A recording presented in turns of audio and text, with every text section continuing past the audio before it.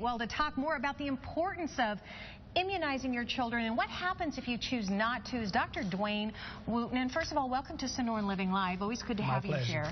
Why is it so important for parents to be up to date? Well, you know, there are a lot of bad diseases out there that are preventable, and that's what the vaccines are for. And when children go to school, we call them, they're going to an incubator, if you will. They're going to a place where they have close proximity with other children who may have not been fully immunized or at risk.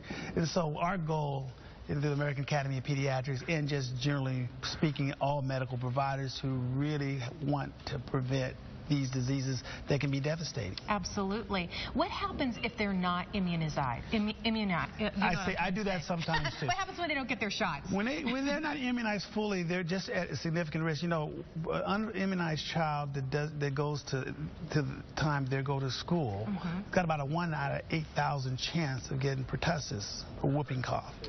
Now, most people say, well, 1 out of 8,000, that's not too high, but it's significantly high when you realize the morbidity and the mortality. In other words, significant disease as a result of pertussis is extremely high. Yes. You know, I've had 2 patients in my career die of whooping cough. Oh my gosh. Yes.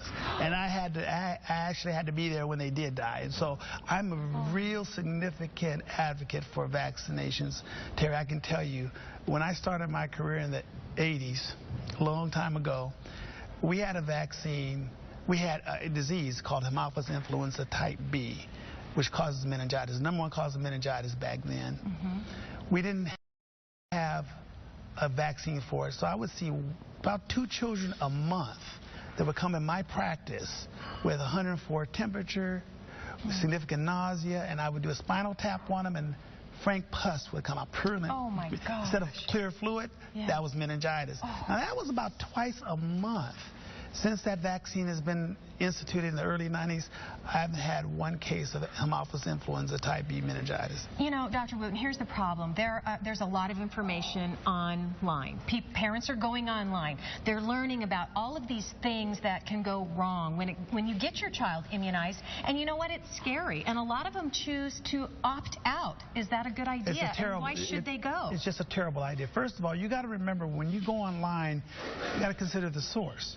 Most of the people who write vignettes, articles online are not qualified to even write them. And I'll give you an example. You remember a few years ago the scare for autism and the association of autism with certain shots, including, and being the main one, measles, mumps, and rubella.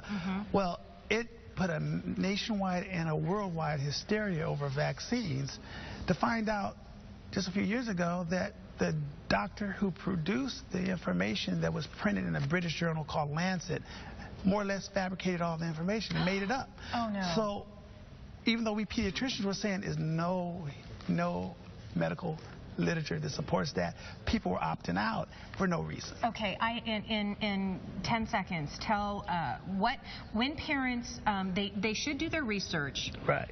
What would be your best advice in doing so? A, making sure that the advice is legitimate, but what else can they do? Go to the American Academy of Pediatrics website, go to the Center for Disease Control website, and they have volumes of literature and data to support why vaccines are so important and why they're necessary. And you know, I think also, don't be afraid to talk to your pediatrician. No, exactly. I mean, you're going to sit down and you're going to give them the time that they need in order to make the right decisions based on your experience and what you know. Very true, exactly. All right, well, Dr. Dwayne Wooten, we appreciate you being here. And, of course, we have more information on our website, sonoranliving.com.